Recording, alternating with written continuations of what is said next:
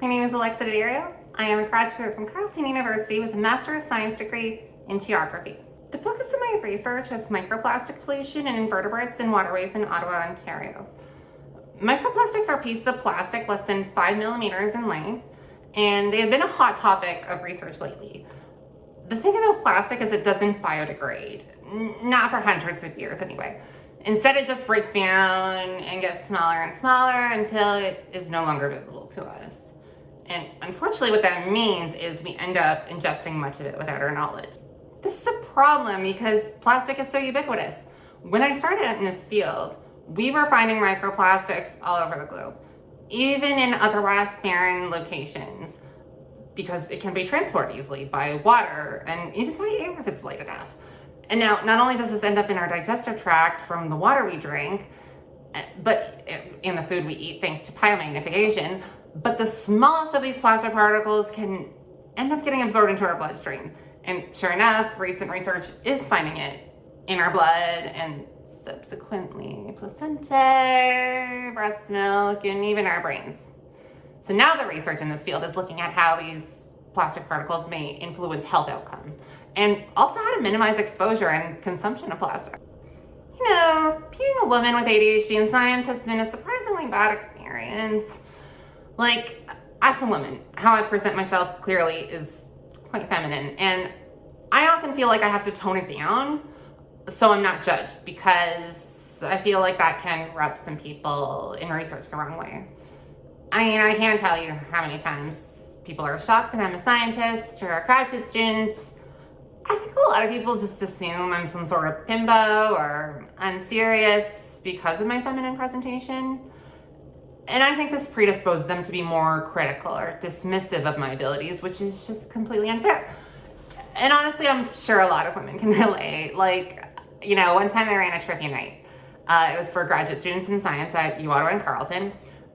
And someone thought I worked at the place, which there's nothing wrong with, obviously, but like, you know, I've had professors call me out in class. I've had undergraduate students in these classes undermine me in the middle of class multiple times. And it's just surprising that it's still happening in this day and age. Like, Legally Blonde came out, 20 years ago now? At least. The whole point of the movie, obviously, being that just because you like pink and makeup doesn't mean you can't also be smart or good at your craft. Who knew?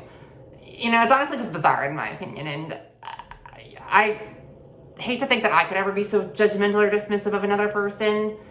But as a scientist, I know halo effect and conscious bias are well documented, and I'm probably not immune to these biases despite my best efforts to, you know, not judge a book by its cover, as they say. On the neurodivergent front, when I was a teenager, I was tested as gifted with a learning disability, but it wasn't until I was almost 30 that I learned I had attention deficit hyperactivity disorder, which is something, you know, most people get diagnosed with at a young age and learn to manage early on. I didn't have that. I struggled a lot, and I'm still feeling the effects of it today, as I'm sure many people who are members of equity-seeking groups can relate. Like, you know, science and academia, they're just such hyper-competitive fields that any setback can be the coup de grace, if you will, for grades, publishing papers, funding. You know, thankfully I was tested when I was with my learning disability, so I got accommodations as an undergraduate student at Carleton. And I was just really well supported during my master's degrees because, I mean, the accommodations most schools provide aren't really geared for graduate students.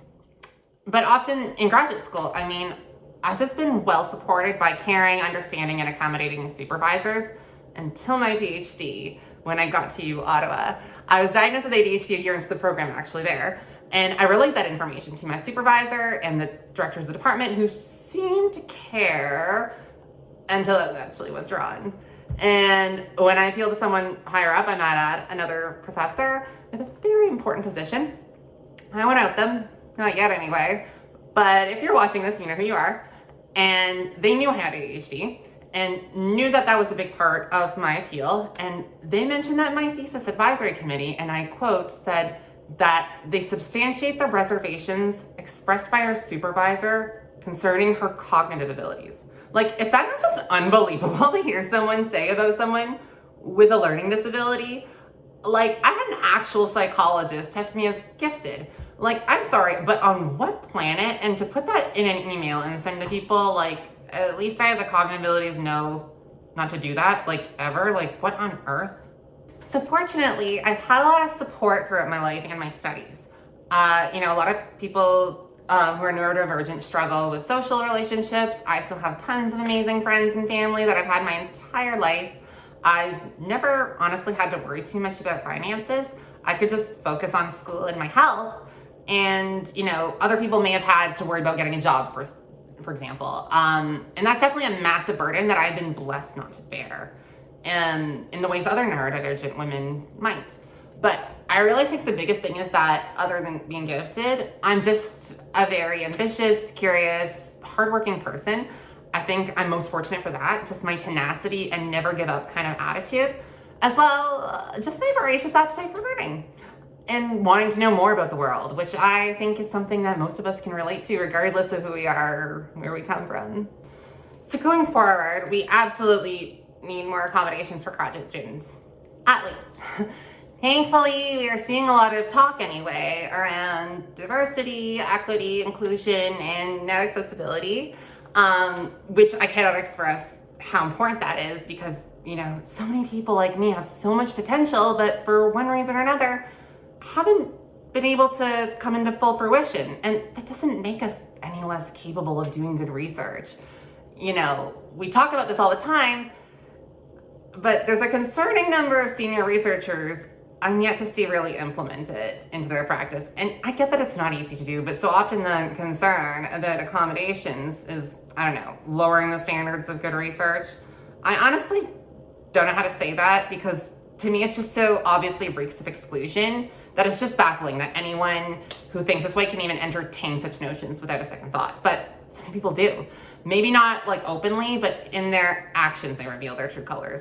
So like in Ontario, for example, we have something called the Ontario Human Rights Code, which so many provinces have their own version of the law. Yes, it's the law. I actually had another professor at UOttawa involved in my meal ask me if UOttawa was subject to the Ontario Human Rights Code. Believe it or not. It requires employers and service providers to accommodate those with disabilities to the point of undue hardship, they call it. The undue hardship principle, I encourage everyone watching this to look it up.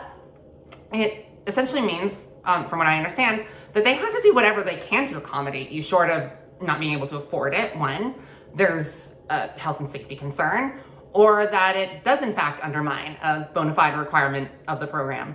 Just so we all know, since so many people seem to be under the notion that those with accommodations have it easier or catching some kind of break, as if we aren't writing the same tests even when we have extra time.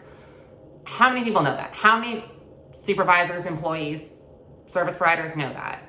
Are they the ones, and they're the ones that have to prove that they have accommodated to the point of undue hardship. Let's be clear, it's not the other way around. And how many people know that? So I think it needs to be made clear to employers, service providers, supervisors that you don't just get to dismiss people because you think you did enough. You have to prove that you can't do more. And at the very least, don't comment on their cognitive abilities.